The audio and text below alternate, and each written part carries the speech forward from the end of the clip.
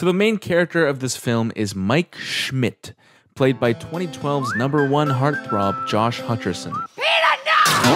And much like he is in the many fan fictions he was inserted into during this time period, such as my personal favorite, Trapped in an Island with Josh Hutcherson, he's bland and only really serves as a vessel for the plot. Mike's most defining character trait is his paranoia. He was left traumatized after seeing his brother get kidnapped as a child, and he remains very protective over other children to this day. Mike has a younger sister, Abby, who doesn't talk much.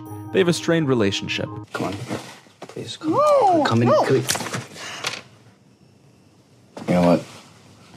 I don't care. Do whatever you want. Mike also gets fired a lot because he's clinically insane. Beat up a man in broad daylight in front of his child. Degenerate. That's all the background you need to know. So the plot is essentially as follows. Mike gets a job at Freddy Fazbear's Pizzeria, which has been closed down since the 80s for some unknown reason. The bite of 87? You only have to worry about one thing. Keeping people out. And keep the place tidy. That's two things. He does not question why the owner is still paying the electricity bill after all this time. Instead, he does what any responsible security guard does on the job. He sleeps. 1990. Spaghetti. Get used to that. He's a sleeping pills junkie. Recognize these? You see, he intentionally drugs himself because every night he dreams about the day his brother was kidnapped. Garrett? And he hopes that through experiencing this dream over and over again, he can unlock a hidden memory of the kidnapper he caught a glimpse of. Though the dreamer remains asleep, he walks through memory as if experiencing it for the first time anew. Yes, he's insane. This has been established. And one night, as he's asleep on the job, as always, a posse of children appear in his dream to deliver some spooky jump scares. One of the children injures him in the dream, and he wakes up with a matching injury in real life. You're bleeding, by the way. It's nasty. This does not faze him in the slightest. He's Josh Hutcherson, for Pete's sake. He's used to this kind of stuff. So a not at all suspicious cop arrives to deliver some expository dialogue about the history of the pizzeria. This place, it gets to people. Oh yeah, you security hires? You never last. Add to that the thing with those kids going missing back in the 80s. What happened to them? It was big news. That's why the place shut down. Meanwhile, mischief is brewing. You see, Mike has an evil aunt who wants custody of Abby for herself. This is a character who I know for a fact was called Karen in early drafts of the script. Perfectly normal to sit around drawing pictures all day and talking to magical creatures who do not exist. And you're making me feel like I'm the crazy one? I just...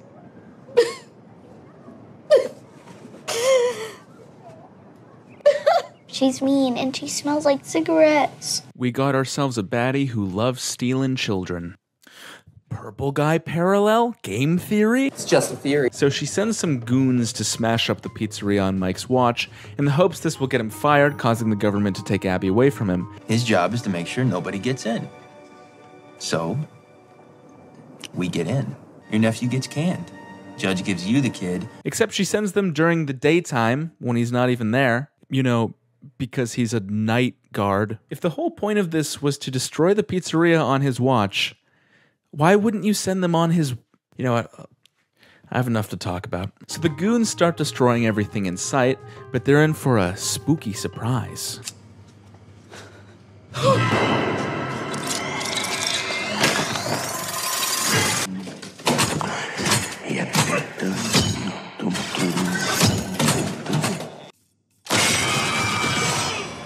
The animatronics look great, and I'd love to see more of them in action. It sure would be a shame if this is the only scene in the movie where they're well utilized. That would suck.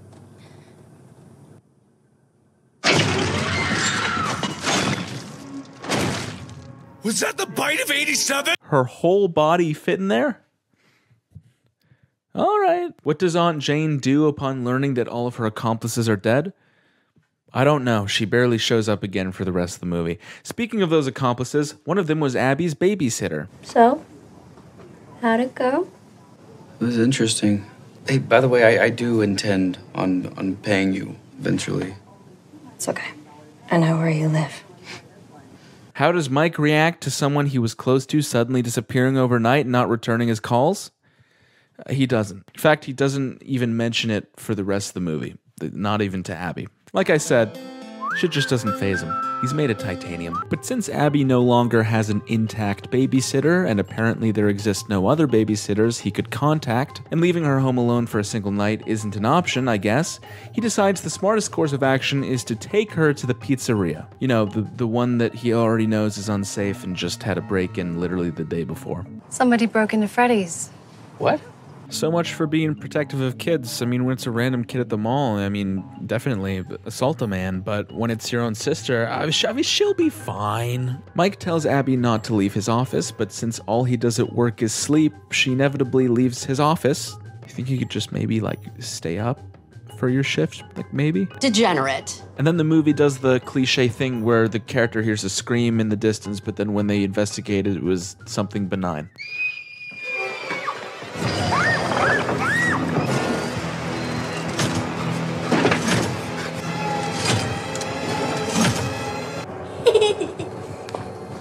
They wouldn't stop tickling me. They said I was gonna die.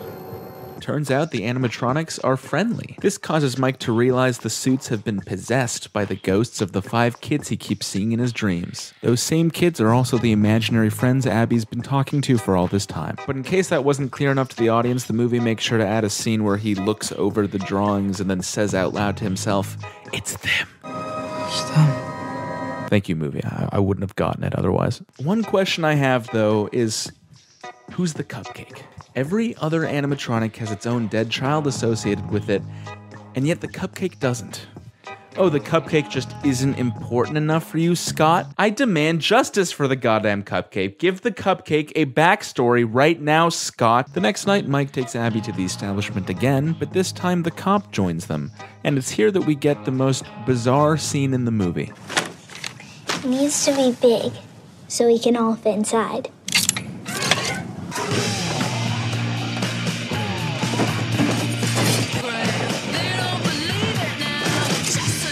It needs to be higher. Now, to give credit where it's due, I didn't anticipate the movie going in this direction. I assumed it would try to emulate the horror of the original games in which the animatronics are a constant threat. So instead, seeing slapstick comedy involving Bonnie falling over while building a fort definitely took me aback. You did it! Are you okay? This film was perfect in almost every way. I can't help but feel like going in this direction really strips the animatronics of their ability to intimidate the audience. Once we've seen them be such silly goofballs, I can't go back to being frightened of them. And plus, you've completely spilled the beans on their backstory, which removes the element of mystery at play in the games. However, Abby gets injured in a very bizarrely edited sequence. And following this, Vanessa freaks out at Mike for bringing her to such a dangerous location. You can do whatever you want with your own life, but if you ever bring Abby back here again, I will shoot you. Here's where the issue of poor characterization comes back into play. Before this moment, Vanessa had shown absolutely no objection to Abby being at the pizzeria. In fact, she was much more enthusiastic about her interacting with the animatronics than Mike was, who had visible misgivings about it. These things are big and they could be dangerous, so I think we need to lay some ground rules, all right? Vanessa, what do you think? I think we could use the tables for the fort. Everyone? So why now, after egging Abby on, does she feel like she can suddenly be all high and mighty? I will shoot you. I'm not 100% sure. And no, the twist at the end of the movie, which we'll get into, doesn't explain this either. It's very clear that Vanessa genuinely cared about Abby and it wasn't all some kind of act. It's like the writers wanted to hit a character beat here that's the result of a genuine disagreement between Mike and Vanessa, but they didn't actually plant the seeds that would build up to this beat. She looks so angry. She's a monster! She's a mutt that the Capitol created to destroy us! You have to kill her! So Mike still feels guilty over putting Abby in danger the prior night, and so he very wisely decides to transfer custody of her over to their evil aunt. Wait, what the fuck? Well, there's my favorite little girl. What did you do? Abby, look, I think if you just sit down, we can explain it to you, okay? She smells like cigarettes. Yes, I understand that we're 2/3 of the way through the film, and according to the plot graph thingy, this is where the main characters are supposed to have a falling out before they make up during the climax. But why would he ever do this? You got told off for bringing Abby to a dangerous place. That doesn't mean it's now in Abby's best interest to live with her clearly evil and likely abusive aunt. She doesn't even care about Abby. All she wants is the monthly check from the state. Just don't bring her back to the pizzeria. That's all you had to do, man. What the fuck? I hate you. Hate you, Mike. Well, I think that went well. It turns out, however, that the kids possessing the animatronics like Abby so much that they want to turn her into an animatronic too, so that they can spend eternity with her. We want Abby. He finds this out immediately after sending Abby away, by the way. I can't help but feel like it would have made so much more sense if these two scenes happened in reverse order. Then it would seem like Mike was sending Abby away so the animatronics wouldn't be able to find her instead of for no reason, but okay. They offer Mike the ability to spend every night with the spirits of his dead brother and mother in perpetuity, so long as he gives up Abby. They love her, Mike, and she loves them. You've seen her with them. You've seen how happy she is. It's time to let her go, sweetheart. Okay. And he almost accepts until he realizes how much she truly means to him. You're home.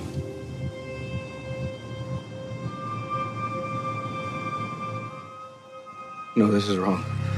I don't want this. This isn't...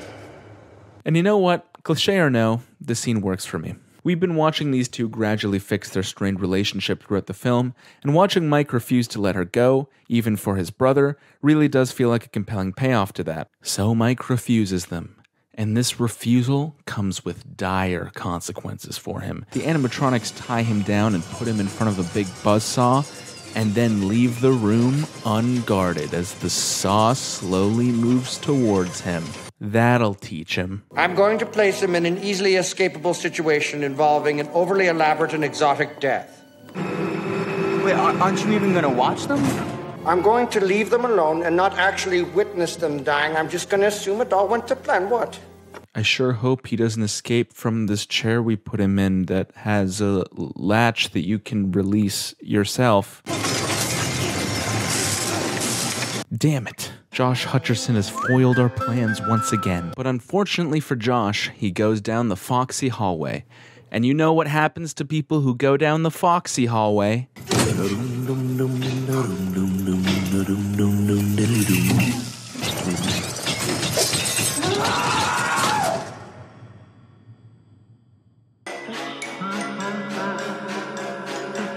Psych! Foxy leaves him alive for some absolutely inexplicable reason, and Vanessa finds him. The animatronics have never left anyone else alive before, especially not when they posed this much of a direct threat to their plans.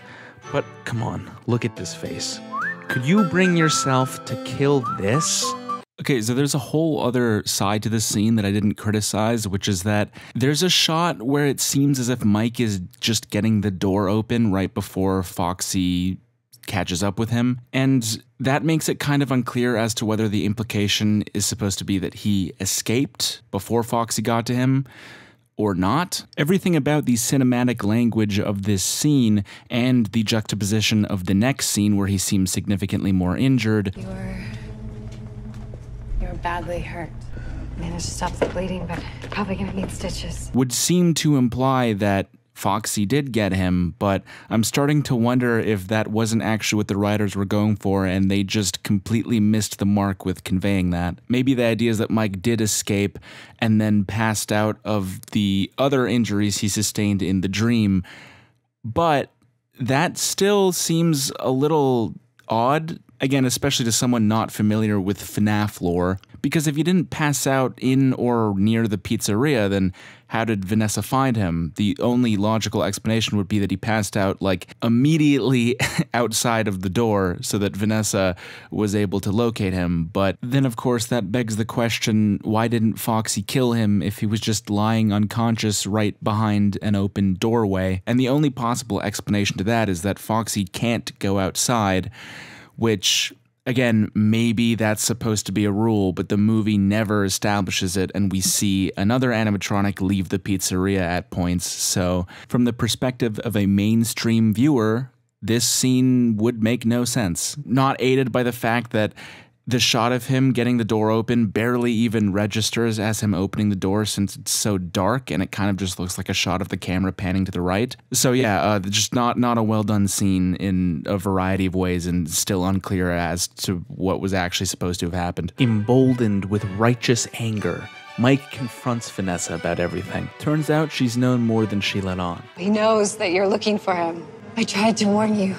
I really did try, in my own way. Yeah, she tried to warn you, Josh, in her own way, by not warning you and putting your sister in danger. What are you going to get mad now? Vanessa reveals that the culprit behind everything was her father. You need to tell me who he is. He's my father. Who's also William Afton. Who's also Steve Raglan. Who's also Purple Guy. Who's also the one that kidnapped Mike's brother all those years ago. You got that? And luckily, at all times, she carries around a very convenient photograph with her that proves all of this is true. You knew? Tell me how to save my sister! You could have done another take of that. You didn't have to use that take. Turns out, while Josh was busy, Golden Freddy was able to locate Jane and Abby. Silly Aunt Jane. She fell asleep. Everybody, pour one out for the best character in the movie. We lost a real one today. This kicks off the climax in which the animatronics try to kill Abby and get stopped just in the nick of time by Mike.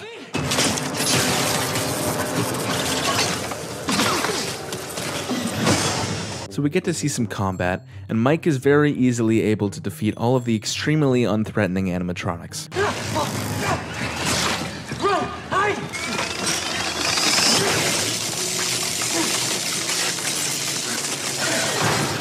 When they were killing the goons at the beginning they could kill with a single bite, now they can't even pierce through skin. I guess Josh Hutcherson is just that strong. But the final showdown happens when Springtrap shows up, the secret bunny animatronic who controls all the others.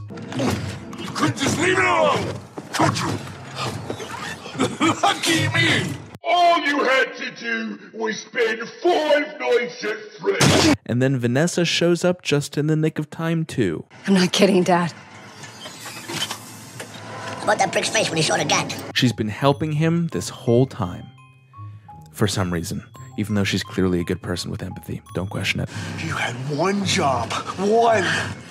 Keep him in the dark and kill him if he got too close. That's 2 jobs. Vanessa gets shanked, but Abby manages to figure out that his control over the animatronic spirits comes from the children's drawings on the walls. So she tears it down and replaces it with a drawing of him killing them, so that they'll know the truth. And that works. Yay! You are wretched, rotten little beast! I made you! What you say? That you only meant well. How exactly William was able to control the spirits of the dead kids with this one drawing isn't really ever explained. In fact, the solution kind of presents itself completely out of nowhere. One could almost call it a deus ex machina, but I won't, because I think it's fair to say that this film is intentionally trying to establish a world with nebulous rules. We don't know exactly how spirits operate, how they are able to possess lifeless objects, or how William figured out he could control them. Those questions don't have to be answered, the same way you don't have to know why the sky is blue to function in everyday society. It just is. However, I do still take some issues with this. This is a key discovery for our character and the resolution of the film's climax, and I have no idea what it's even supposed to be. We get absolutely no indication of how Abby figured out this works, or especially how on earth William Afton figured out that it works. Did he go through a phase of making children's drawings and just realize through dumb luck that they can be used to control the spirits of the kids he was killing? Or did he find the manual on controlling the spirits of dead kids? It's framed as an aha moment when all the pieces fall into place, like Abby's put the clues together and cracked the code. But there were no clues. She just looks at the drawings and figures out somehow that it's the source of William Afton's power. If you want a scene like this to work, you have to give the audience some kind of idea of how the character actually came to this solution.